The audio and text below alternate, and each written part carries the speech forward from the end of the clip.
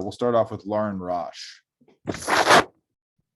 Hi, Coach. I was wondering, in what ways do you think your team going up against the top scorers in the nation, 3 consecutive times this early in conference play, how is that helping the team kind of grow and develop and deal with some growing pains early on here? Well, you're absolutely right. We are dealing with some growing pains early on. I think it's really helped our attention to detail, just from the standpoint of the amount of attention that these players rightfully deserve. Murray played outstanding against us. Kofi was really good. We've got to try to slow down Davis, who's an elite scorer. It's going to be a great challenge. We've got to make sure that he shoots a bad percentage. That's the thing about guys that score the basketball. They're going to get their opportunity to score. You just got to be kind of disruptive enough where they don't hit their rhythm full stride and they're a little bit uncomfortable and their numbers aren't above average.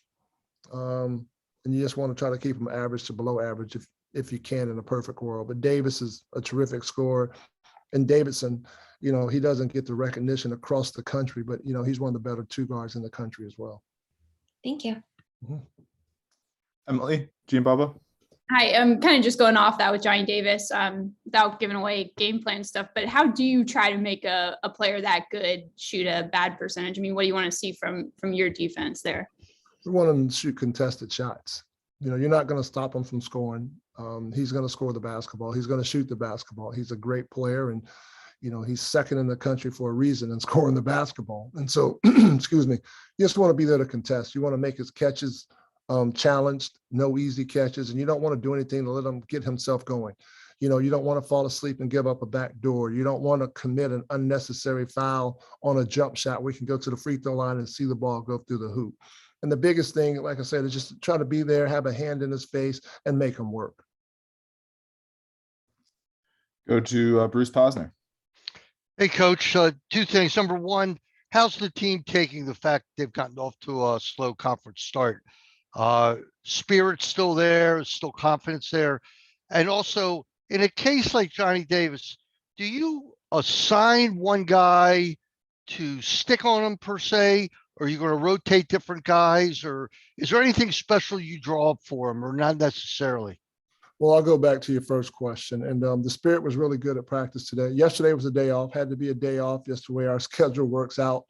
Not ideal in the big scheme of things when you're game planning for one of the top teams in the country, but we played 3 games in a short amount of time.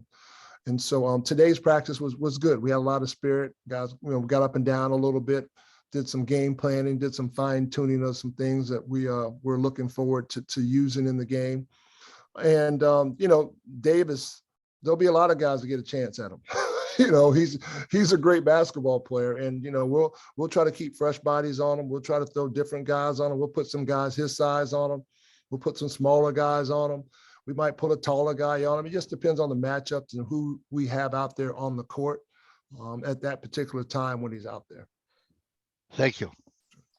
Emily, I believe you had one more. Yeah, I was just going to ask about Eric. He's been here longer than all the players, some of the coaches. What has been his role kind of off the court in the locker room over the last, 5 weeks or so? Eric's role, Eric's personality. So he is he's a quiet leader. He'll pull guys to a side. He'll say things when he feels like that needs to be said in front of the group. But for the most part, he gets his point across by pulling somebody to the side and sharing what he needs to share and talking to the group as a whole, after practices sometimes or before games or even during timeouts. Eric's role has been to be Eric from the standpoint of, he's consistent with who he is. And that is how he's been this whole time. He's gathered the guys up when leadership change happened with Coach Turge moving on and me stepping in, and he was just like, spoke to the team and said, listen, we still can accomplish whatever we want to accomplish goal-wise.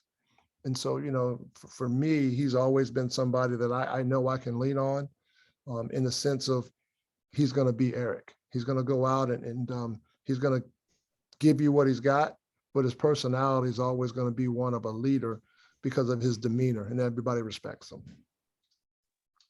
Alex Flum. Hey, Coach, can you hear me all right? Just want to make sure I'm driving up to the station. So that's why I want to make sure my audio is okay. Your audio is good, Alex. All right, perfect. Thank you so much. So, I just wanted to ask, obviously on these last couple road games, you guys didn't pick up the wins that you wanted, but this team was very much in both of those games. Does that kind of give you a lot of confidence, give this group a lot of confidence going into this next one with a tough Wisconsin team coming in, that they can, knock that team off at home and maybe kind of build on that after as Big Ten play moves on? Absolutely, Alex. We felt like every game that we've been in, especially these last two on the road, we've done some things well enough to put ourselves in a situation to win the game. We just didn't finish it the way we needed to. Whether that was because, against Illinois, we didn't rebound the basketball at a high enough clip. Iowa, we probably put ourselves in too big of a hole at the start of the game. But we showed some grit, we showed some determination in doing things to put ourselves in a situation to have success. We just got to do it from tip to horn. We got to start out at the tip and we got to play all the way through the horn.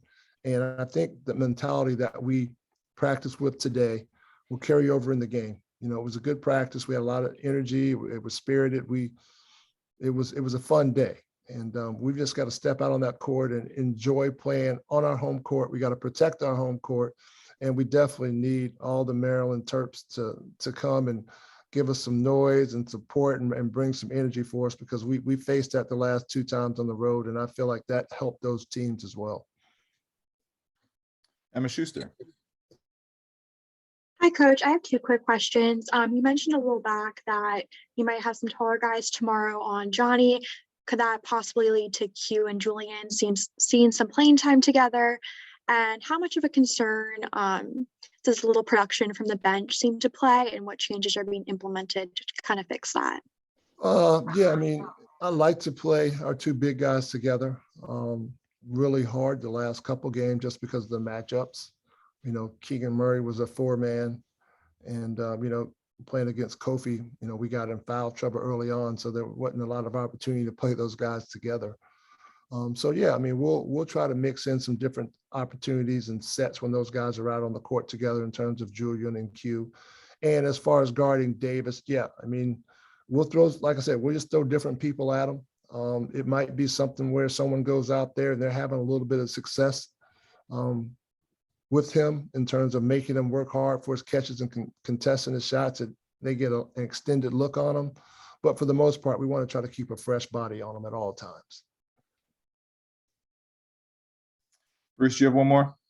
Yeah, Coach, the Terps, this group of guys minus the transfers have always done very well down the wire.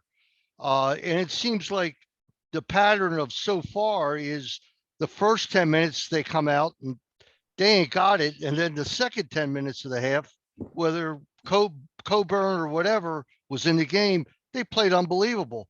Come back out at halftime, they fall back again. They lose that lead quickly twice on the road, and yet they fight to the end. How do you get it? Do they get this message right now that it seems like in the stretch, when it gets down to the final few minutes, it's not happening for them? And what do you as the coach inject into their minds? That's a tough question. No, it's not a tough question. The answer is you want to win. You play it possession by possession. And that's the mindset. And so, we've got to get off to better starts and win more possessions early on in the ball game. And throughout the course of the ball game, the team that wins the most possessions wins the game. And so it's one step at a time, just to be honest with you. And that's sometimes that's a hard thing for players to grasp. When you're talking about, let's not worry about what's happening down the road. Let's worry about this one possession right now, defensively. And then let's worry about the next offensive possession. And let's come back and get the next defensive possession. And so sometimes it's hard to focus in that way, but that's the message. We want to win every possession that we can. And you do it one at a time. And that's the only way that you can, in my mind, you can have any success at this level of competitive basketball. Because once you start looking down the road, looking 5 minutes down, 6 minutes down, that's when things really start to fall apart. So control what you can in that moment. of trying to win that possession. All right. Thanks, Coach. Appreciate the All right. time. Thank you. Thanks, everybody.